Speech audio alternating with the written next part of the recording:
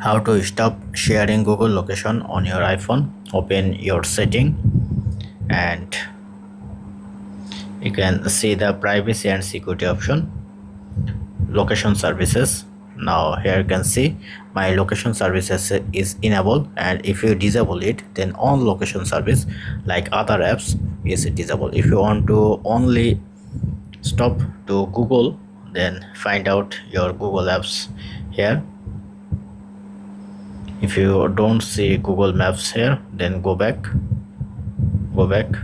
then go to your apps, and here you can see the Google Map.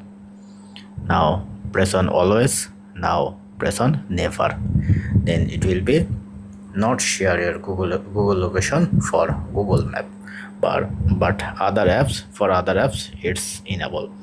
If you check, then go to privacy and security, location services, then you can see for other apps it's allow, but only for Google apps it's not allow. So that's it. Thank you. Have a good day.